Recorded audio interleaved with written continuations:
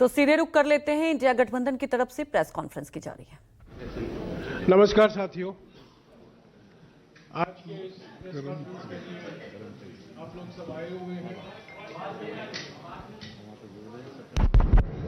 नमस्कार साथियों, जैसा कि आप लोग सब जानते हैं, कल राज्यसभा सभी इंडिया पार्टियों ने एक अविश्वास प्रस्ताव पेश किया। उस पर अभी तक क्या कार्रवाई होगी हमें कोई जानकारी नहीं। आज राज्यसभा में इंडिया पार्टियों के सारे नेता यहां मौजूद हैं और आज के प्रेस कॉन्फ्रेंस की शुरुआत में नेता प्रतिपक्ष और कांग्रेस अध्यक्ष मल्लिकार्जुन खड़गे जी से गुजारिश करूं कि वो आज प्रेस कॉन्फ्रेंस की शुरुआत। खड़गे जी सर, यहीं से करेंगे, वहां से आप वहीं से बोलिए सर।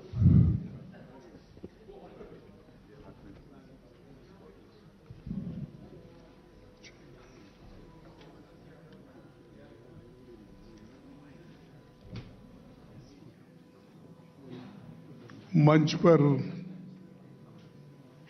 पधारे हुए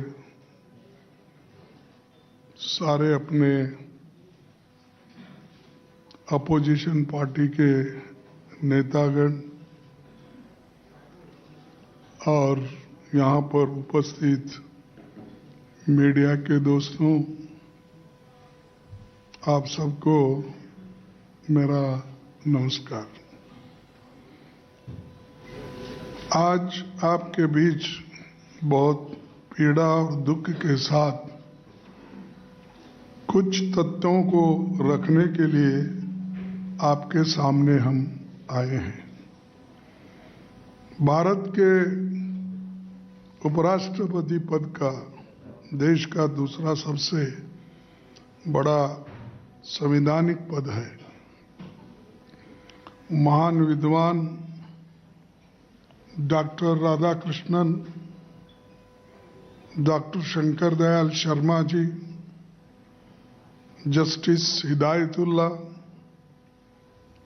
के.आर. नारायणन समेत कई महान लोग इस पद पर बैठ चुके हैं और काम कर चुके हैं। 1952 से अब तक किसी उपराष्ट्रपति के खिलाफ संविधान के आर्टिकल 67 के अंतर्गत resolution for removal of vice president नहीं लाया गया, क्योंकि वो हमेशा निष्पक्ष और पूरी तरह राजनीति से परे रहे। वो कभी राजनीति नहीं करे, केवल सदन चलाना, और वो भी जो सदन के रूल्स और रेगुलेशन होते हैं उसी के तहत वो सदन चलाते रहते थे। लेकिन आज हमको ये कहना पड़ता है, ये आज रूल्स को छोड़ के राजनीति ज्यादा हमारे सदन में हो रही है।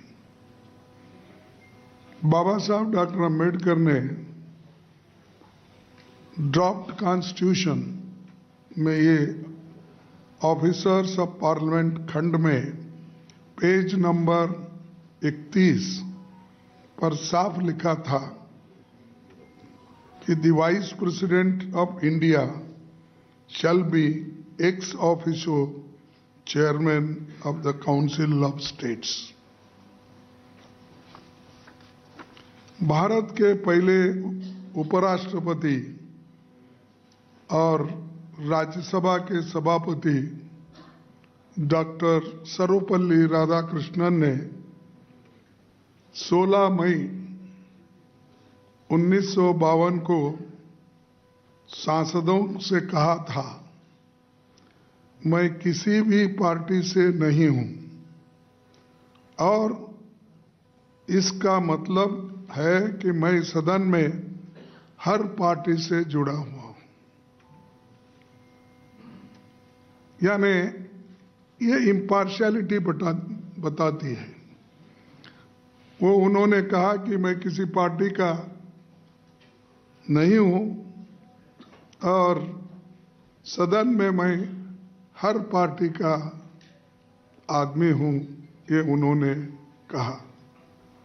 लेकिन हमें अफसोस है कि संविधान के अडॉप्शन के 75वें साल में चेयरमैन की तरफ से हो रहे बायस्ड पार्टीजन व्यवहार विपक्षी पार्टियों को उनके खिलाफ ये प्रस्ताव लाने पर मजबूर किया। पिछले 3 वर्षों में उनका आचरण उनके पद की गरिमा के विपरीत रहा है।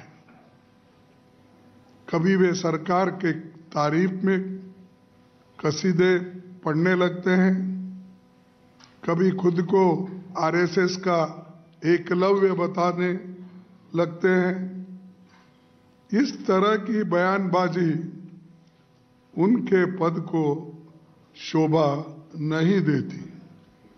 सभापति जी सदन के अंदर प्रतिपक्ष के नेताओं को अपने विरोधियों की तरह देखते हैं।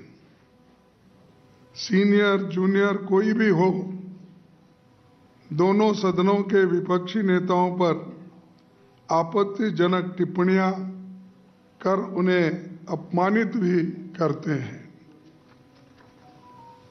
सदन में वास्ट एक्सपीरियंस वाले कई नेता हैं, कई प्रोफेसर्स हैं, डॉक्टर्स हैं, इंजीनियर्स हैं, राइटर्स हैं, जर्नलिस्ट हैं, ऐसे अनेक फील्ड में काम करके इस सदन में आए हैं। उनका और कई सालों से वो बार मंत्री भी पहले स्टेट में रह चुके हैं। 40-40 साल, 50-50 साल वर्षों का लेजिस्लेटिव अनुभव रहा है। ऐसे नेताओं की भी सभापति जी हेडमास्टर की तरह स्कूलिंग करते हैं, उनको प्रवचन सुनाते हैं और अपोजिशन पार्टी के लोग या नेता लोग 5 मिनट बोले तो 10 मिनट उनका भाषण खुद ही होता है। तो आप जर्नलिस्ट हैं, आप लोग सभी विद्वान हैं, इंटेलेक्चुअल हैं। हाँ, आप सबको मालूम है, आप टीवी में भी देखते हो, अंदर आने का अगर आपको प्रवेश मना उन्होंने पहले से किया है तो कम से कम आप सुनते तो हो। तो मैं ये कहना चाहता हूं, संसद में विपक्षी की तरफ से रूल्स के तहत जो भी महत्वपूर्ण विषय उठाए जाते हैं उन पर चेयरमैन प्लान्ड तरीके से संवाद, बहस, वाद विवाद नहीं होने देते। बार बार विपक्षी नेताओं को बोलने से रोका जाता है। उनकी निष्ठा संविधान और संवैधानिक परंपराओं की जगह सत्ताधारी दल के लिए है। वे अपनी अगली प्रमोशन के लिए सरकार के स्पोक्स पर्सन बनकर काम कर रहे हैं, ऐसा हमें दिख रहा है। मुझे ये कहते हुए कोई संकोच नहीं कि the biggest disturber in Rajya Sabha is the chairman himself. सदन अगर डिसरप्ट होता है तो उसका सबसे बड़ा कारण हमारे चेयरमैन साहब है और दूसरों को वो सबक सिखाते हैं और बार बार इंटरप्शन करके हाउस को बंद करने की कोशिश रूलिंग पार्टी से और चेयरमैन साहब की तरफ से ज्यादा होता है, अपोजिशन पार्टी से कम होता है। ये आप इस सेशन में खुद देख रहे हो।